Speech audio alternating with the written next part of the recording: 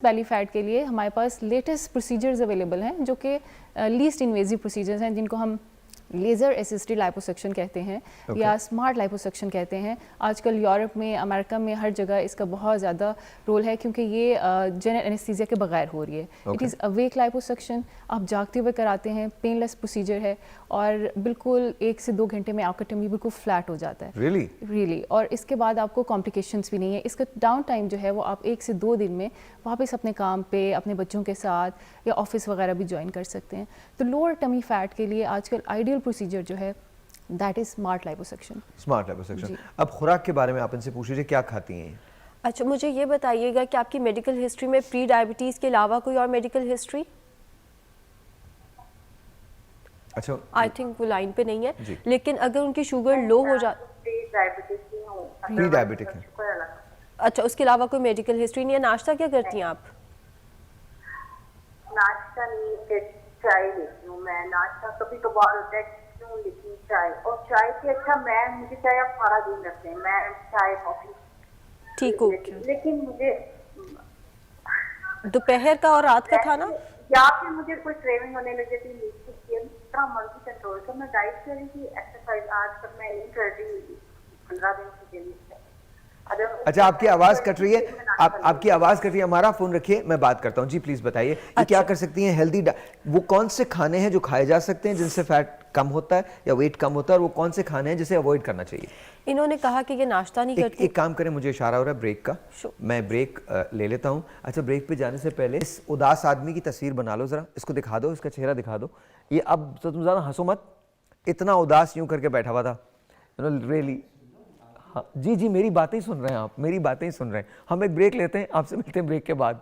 जो जुल्म आज इसके साथ हो रहा है ना, कमाल है। जो मोटापे की वजूहात होती हैं उसमें खुराक की ज़्यादती ज़ाहिर होती है, जिस्मानी हरकत की कमी ज़ाहिर है, आपको पता ही है मैं क्या कह रहा हूँ। और कुछ लोगों को हेरिडिटरी भी मिलता है, यानी कि विरासत से भी मोटापा मिलता है, और जहनी तनाव जो है वो भी बढ़ता है। लेकिन जो और उम्र बढ़ने के साथ साथ जिस्म जो है वो मोटा होना शुरू, क्योंकि आपका मेटाबॉलिज्म कम हो जाता है, तो आपकी जो कैलोरी बर्निंग पावर होती है वो कम हो जाती है। तो इसके बाद ज़ाहिर है ये सारी की सारी चीज़ें इस पर इफेक्ट करती हैं। और अगर आप मोटे हैं तो बहुत सारी आपको बीमारियां हो सकती हैं, हार्ट का मर्ज हो सकता है, हेपेटाइटिस हो सकता है, हेपेटाइटिस नहीं, हाइपरटेंशन हो सकती है, ये डायबिटीज़ हो सकती है। ये सारी की सारी चीज़ें आपको हो सकती हैं। लेकिन इशू ये है कि अभी जो हमने वॉक्स पॉप देखे हैं उसमें हर आदमी बिल्कुल मुतमईन था, बिल्कुल चिल था कि जी खाते पीते इस किस्म के जुमले मत बोलिए। उसका रीज़न क्या है? ये आपकी ज़िंदगी है, आपकी लाइफ है। खुदा ना करे अगर आपको कुछ होता है तो सबसे ज़्यादा दुख आपके घर वालों को होगा। तो चाहे, अच्छा ये बात नहीं है कि आप खुदा ना करे आपको कोई ऐसी बीमारी हो जाएगी जिससे खुदा ना करे कि बहुत कोई बड़ा नुकसान होगा, लेकिन छोटी छोटी बीमारियां आगे चल के बहुत सारी बड़ी कॉम्प्लिकेशंस को जन्म देती हैं। वॉक्स पॉप लगाइए जी, लगाएं, दिखाएं, वॉक्स पॉप दिखाइए, फिर इसके बाद बात करते हैं। सुबह का टाइम उठ के वॉक करें और अपनी लाइफ को बेहतरी की तरफ लेके आए, बजाय फास्ट फूड गंद बला खाने के। बिल्कुल की है मैंने काफ़ी बार की है, लेकिन फिर वो जो स्केड्यूल ख़राब हो जाता है। हाँ, मेंटेन करने की कोशिश की है, कम करने की कोशिश नहीं की, मेंटेन करने की कोशिश की है। चाहते हैं ना, होता नहीं है। बड़ी कोशिश की है लेकिन होता नहीं है काम। की ये 2-4 मरतबा कोशिश की है मगर कामयाब नहीं हो गए। खा लिया सो गए की, लेकिन आप करूँगा।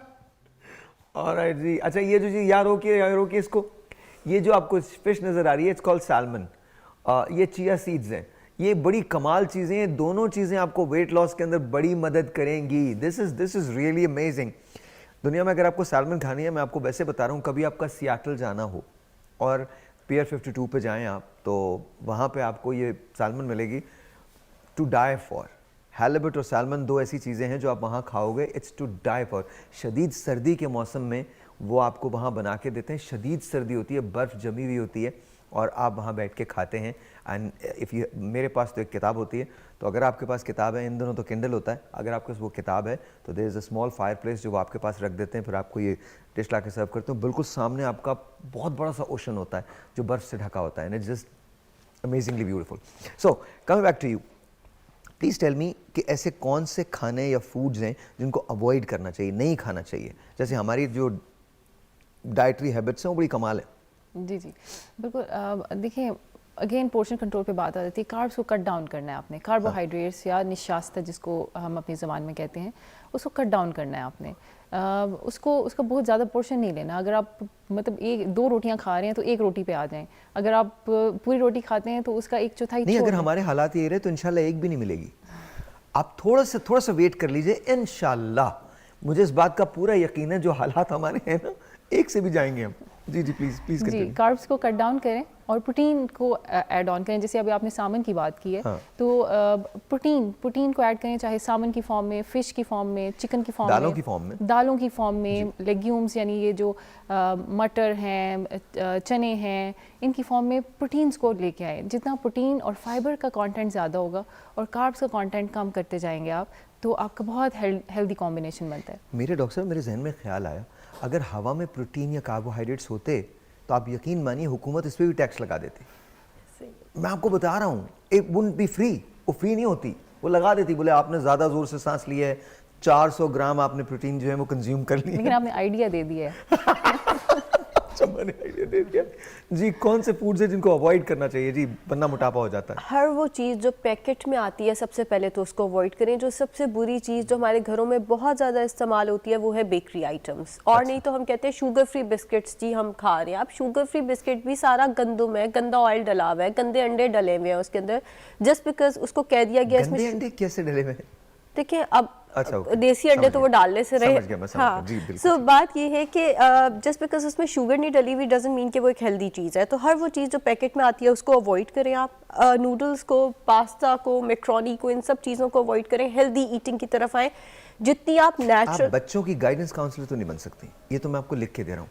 आप जो कुछ ये बातें कर रही हैं ना, बच्चे तो इसको बिल्कुल सुनते ही कहेंगे मैम हम आपके पास आएंगे ही नहीं। नहीं, पास्ता मैक्रोनी जो है वो ब्रांड पास्ता या मैक्रोनी पे अगर आप स्विच करते हैं without any sauce, tomato puree में बना के, तो वो बहुत अच्छी चीज़ है। लेकिन अगर आप उसके अंदर डालते हैं केचप बहुत ज़्यादा, every sauce is high in sugar, high in salt, वो आपका वेट गेन कराएगी, वो ब्लड प्रेशर बढ़ाएगी, वो 100 बीमारियां लेकर आएगी। तो मैं आपसे एक सवाल करूंगा, इसके बाद सवाल करूंगा, पहले कॉल लेता हूँ फिर उसके बाद सवाल करूंगा।